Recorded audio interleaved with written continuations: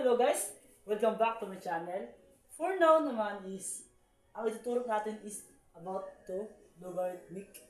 No. So, if you can see, no, makikita natin dito na may mga dalawa tayong formula for logarithmic of derivatives. Okay.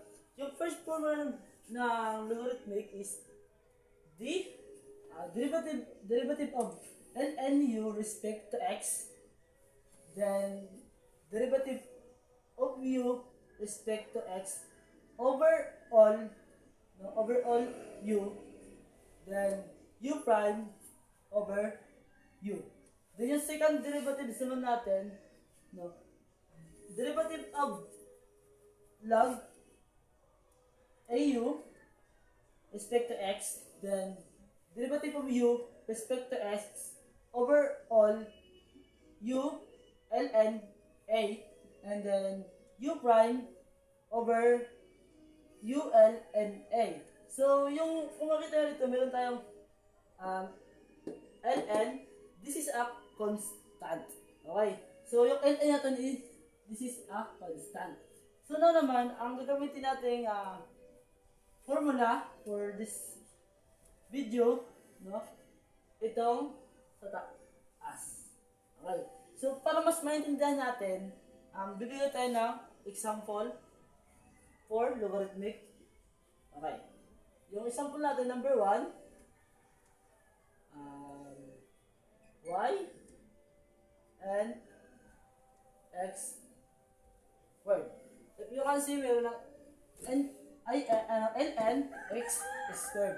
So, sa exponential, if makikita, mapansin nyo, no, x is sa exponential, and din dito sa logarithmic is ln. So, first step natin dito is hanapin natin yung ating u.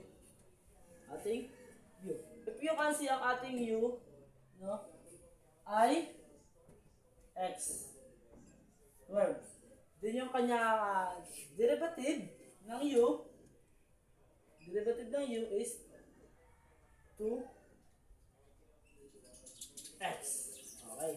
So, pagkatapos nito, ating i-simplify na.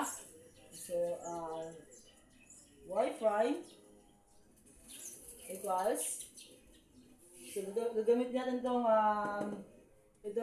formula na to. Yung u prime natin is 2x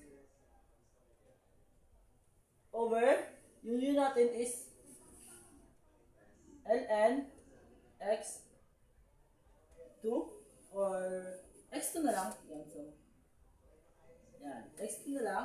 And then, hindi pa ito yung ating final answer. So, mayroon pa siyang final answer. Pwede pa natin alisin itong 2 tsaka x, no? So, y prime. Then, ang magiging answer natin is 2 raised to x.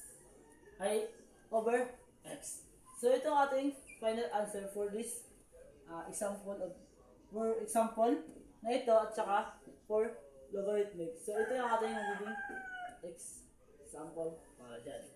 So, medyo magulo, pero kung ating aaralin, mas maiintindihan natin.